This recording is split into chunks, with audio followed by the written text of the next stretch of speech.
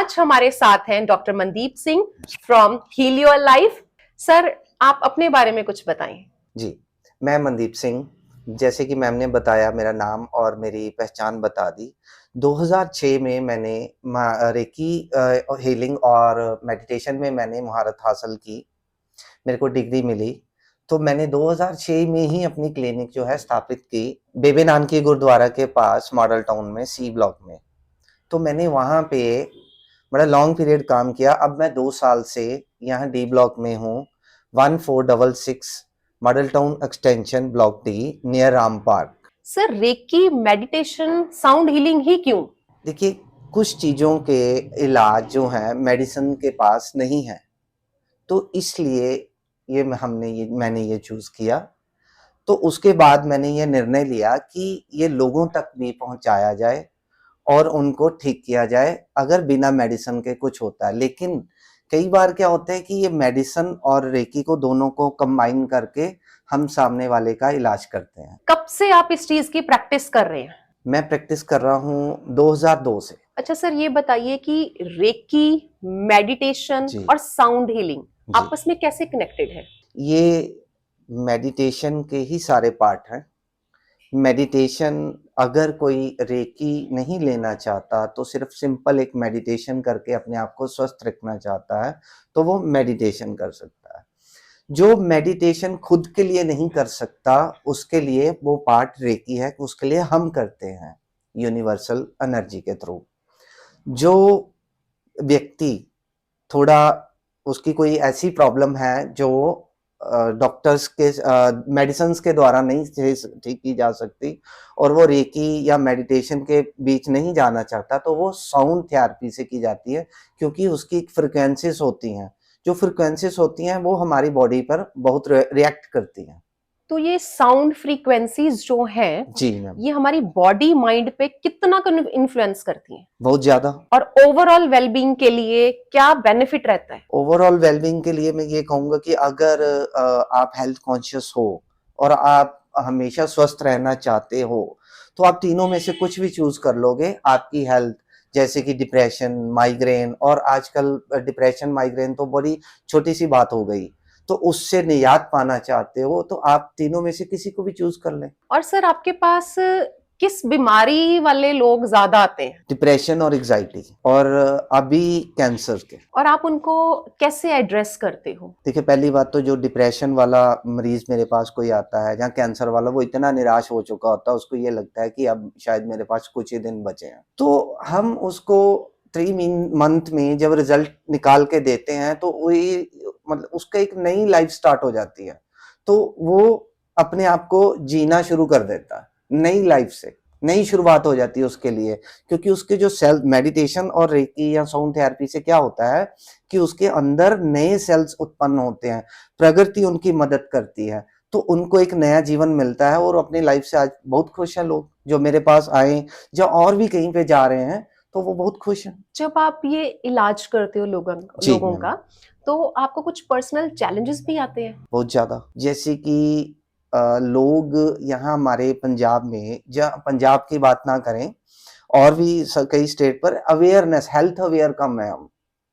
ठीक है, तो उनको होता है कि शायद ये कोई 2-4 दिन का ट्रीटमेंट है, लो और फटाफट से जादुई तरीके से ठीक हो जाएगा। नहीं, इसको टाइम देना पड़ता है। बल्कि मैं ये कहूंगा कि अगर आप मेडिसिन भी लेते हो, तो उसको भी टाइम देना पड़ता है। 3 मंथ, 6 मंथ मेडिसिन से भी लगते हैं, तो इसको भी इतना टाइम लगता है। नॉर्मली डिजायर्ड रिजल्ट्स के लिए कितना टाइम लगता है? 3 मंथ्स कम से कम। पेशेंस होनी चाहिए। पेशेंस इसमें बहुत ज़्यादा काम करती है, और आपका वातावरण काफ़ी, जो आपके आसपास जो आपके फ्रेंड सर्कल हैं वो कैसे हैं, तो आप उतनी ही जल्दी ठीक हो पाते हो। सर, आप कोई सक्सेस स्टोरी बताना चाहेंगे कि कोई पेशेंट आया हुए आपके पास क्रॉनिकल डिजीज वाला, और आपकी हेल्प से, रेकी, मेडिटेशन और साउंड हीलिंग की हेल्प से उसने रिकवर किया हो? मैं आपको मेडिसिन और रेकी के थ्रू ठीक हुआ हुआ एक मरीज बताता हूँ।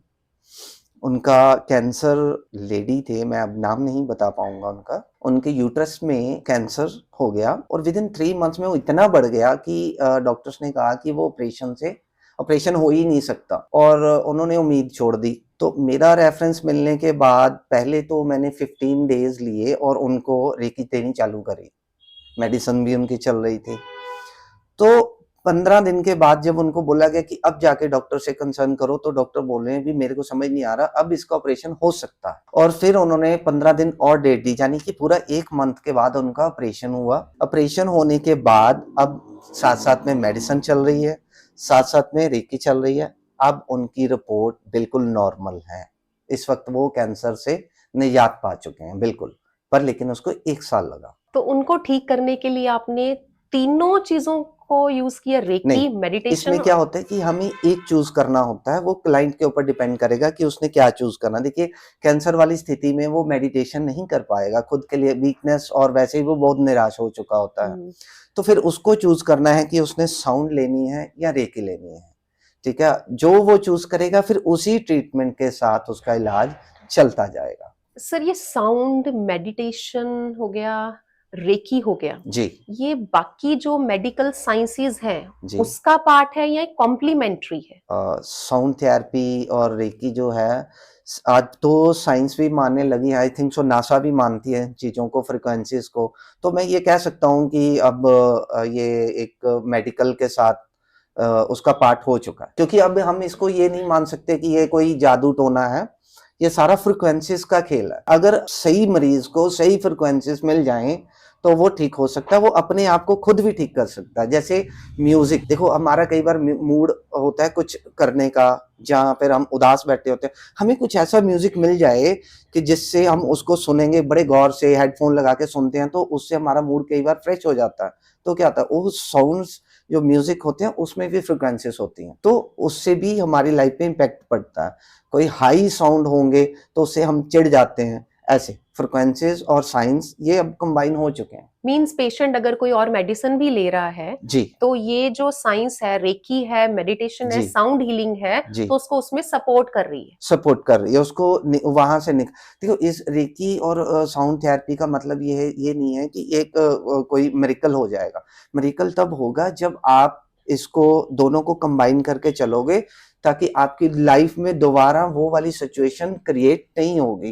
फ्रिक्वेंसीज आपके नए सेल उत्पन्न कर देता है, तो आपको इसमें निकलने में मदद। जैसे मान लीजिए एक बेसहारा की सहारा होती है लाठी, तो रेकी मेडिटेशन को हम लाठी की तरह यूज कर सकते हैं कि उसने हमें सहारा दिया, वहां से हम अपने जर्नी जो है पूरी कर गए। ठीक होने के बाद क्या पेशेंट इस चीज को रेगुलर रखते हैं? कुछ कम है, लेकिन है, रखते हैं। और कुछ आपकी तरफ से कोई टेक्निक, सिंपल टेक्निक्स जो आप यूज करते हो पेशेंट्स को ठीक करने के लिए? देखियो, मैं सिंपल टेक्निक तो ये है ही बिल्कुल सिंपल, ये आप चलते फिरते उठते बैठते भी कर सकते हो। साउंड नहीं, रेकी और मेडिटेशन भी आप कहीं पे भी कर सकते हो, पार्क में, घर में, हमारे पास आकर के, ठीक है। इसके हाँ, रोजमर्रा के लिए मैं आपको ये बता देता हूँ कि अगर आप हेल्दी रहना चाहते हैं तो आप क्या कर सकते हैं जिससे आपको बेनिफिट मिले। जैसे कि आप जल्दी सोना, 7 बजे के बाद खाना, 7 या लगभग 7:30 बजे के बाद खाना ना खाएं, ठीक है। जल्दी उठने की कोशिश करें, जैसे 5 से 6 बजे के बीच बीच में उठ जाएं, स्नान कर लें जल्दी।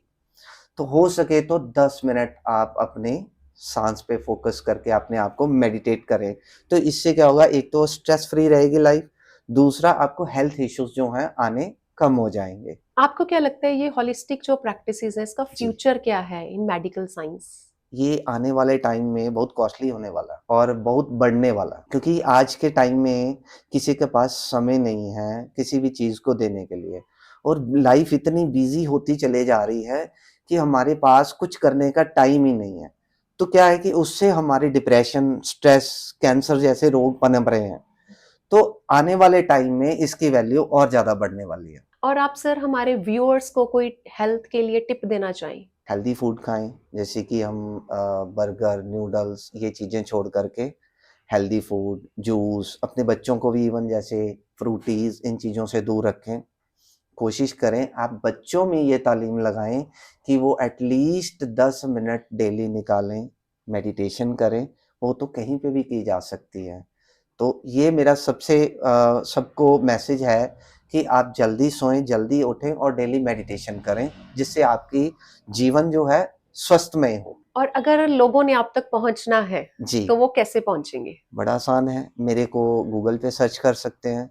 वहाँ पे मेरा हील योर लाइफ के नाम पर रजिस्टर्ड है और मैंने अपना एड्रेस बता ही दिया है। 1466 डी मॉडल टाउन एक्सटेंशन में बैठा हूँ। मोबाइल नंबर मेरा है 9888883589। और आप वैधहकीम.com के लिए कोई मैसेज देना चाहें? वैधहकीम.com के लिए मेरा ये मैसेज है कि एक तो सबसे पहले बहुत अच्छा काम कर रहे हैं, लोगों को अवेयर कर रहे हैं। वैध हैं उनके लिए जो छुप गए हैं आज की डेट में, और हमारे हम लोगों को अप्रोच कर रहे हैं, आपके प्लेटफॉर्म बना रहे हैं इतना बड़ा, जिससे आप हमें हमारे पास आसानी से पहुंच सकते हैं। तो मैं इनका भी धन्यवाद करता हूँ कि इन्होंने एक इतना अच्छा प्लेटफॉर्म बनाया जो आपको ईजी करता है सबके तरफ पहुंचने में। Thank you sir. जी मैम, आपका बहुत बहुत बहुत बहुत धन्यवाद। धन्यवाद आप आए।